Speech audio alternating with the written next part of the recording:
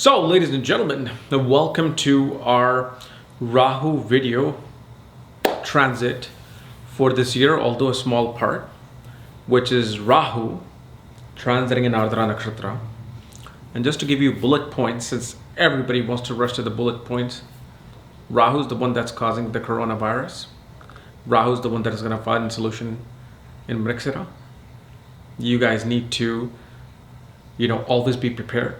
You guys need to have, your own land, grow your own vegetables, be self-sufficient. And that's it, that's the video.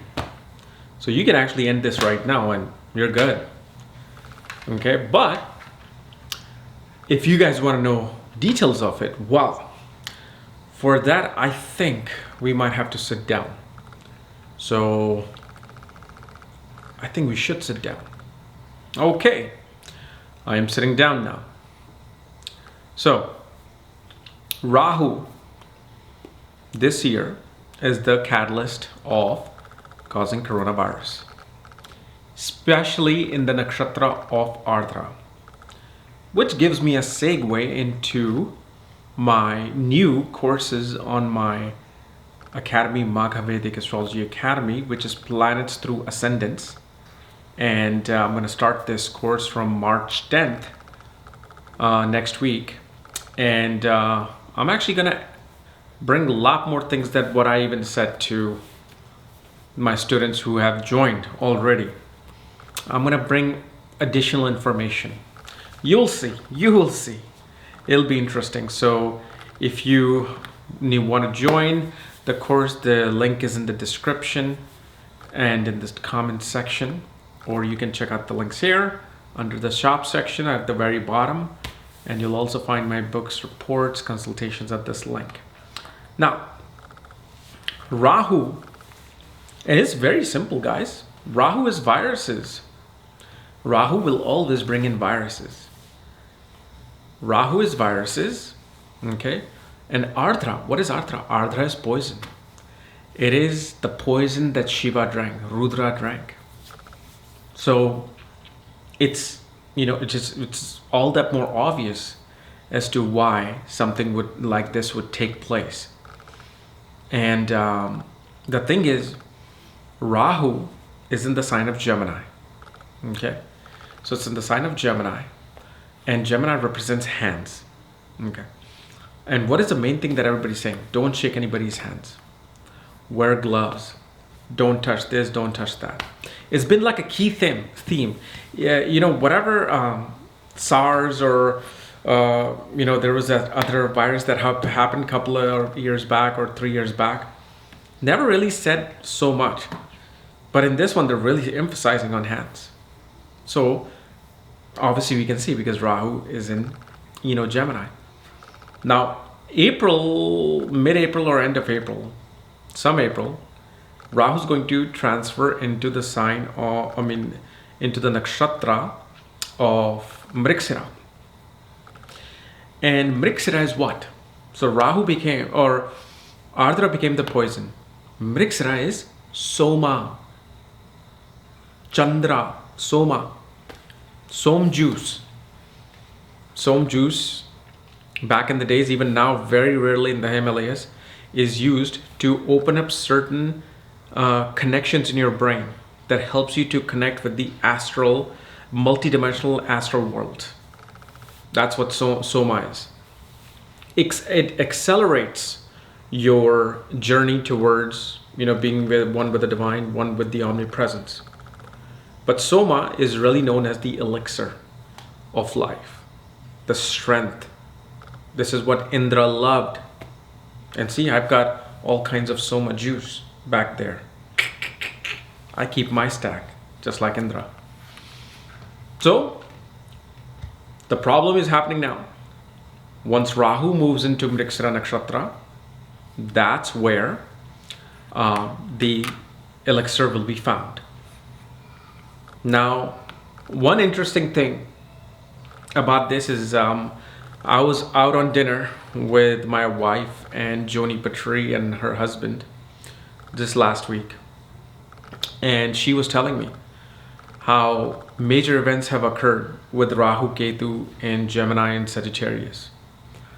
Obviously, the 9/11 occurred, the bubonic plague, and there was this 1918 Black Plague, I believe it was called, occurred. JFK's assassination took place, and there was a couple of events, she was talking about. So she has really researched this quite well, and it just makes all that more sense.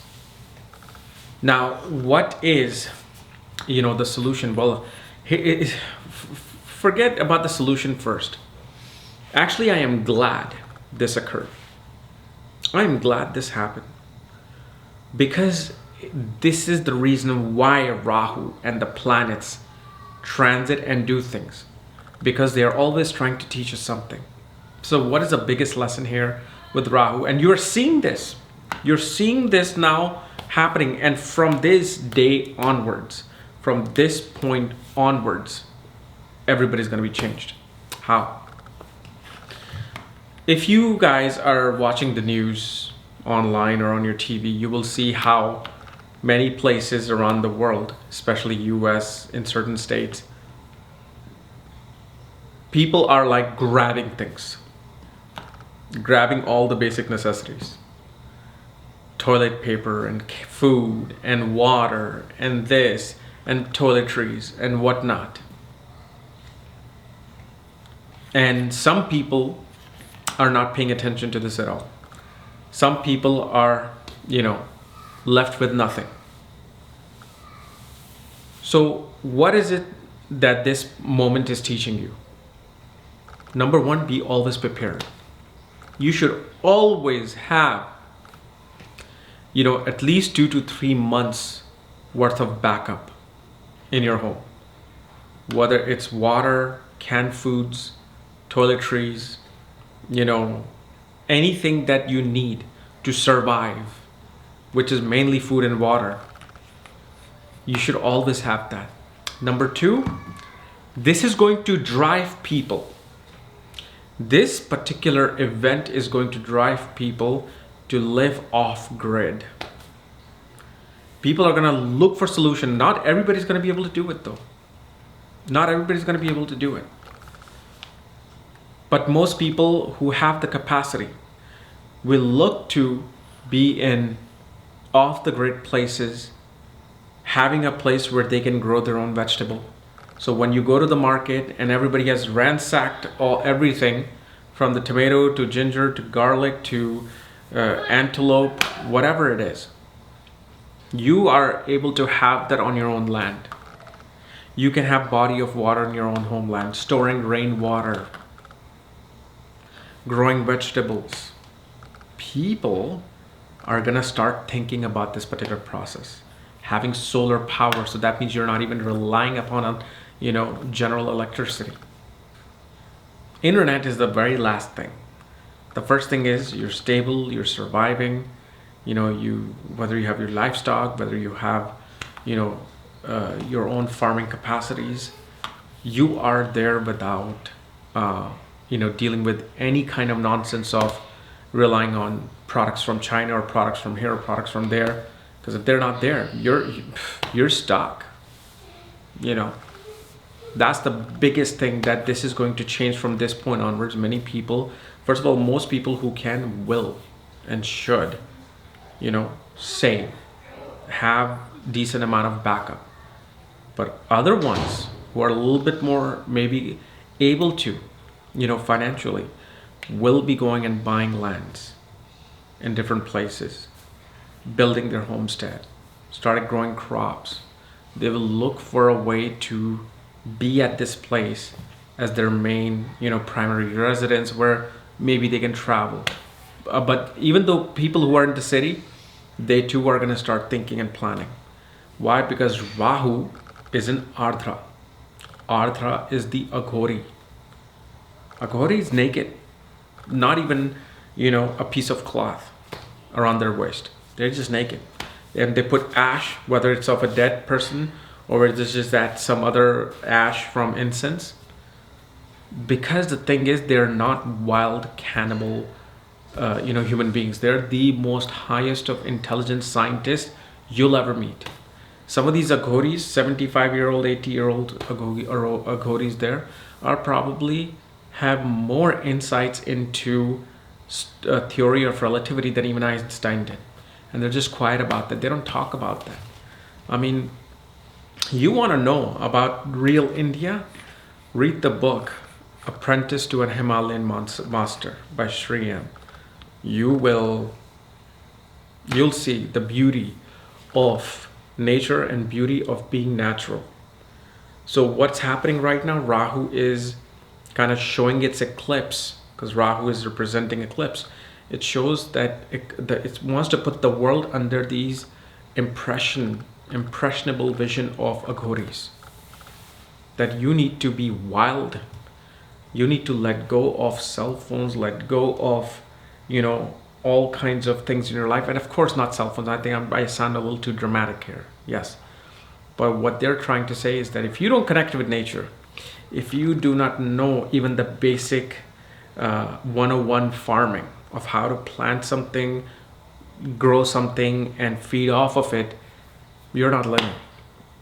And this particular transit of Rahu in Ardra is here to teach us through a virus that, oh, you're so comfortable, your Amazon orders are coming, this coming and that coming. Okay, I'm going to take care of this. I'm going to teach some lessons here. So it's teaching you lessons here.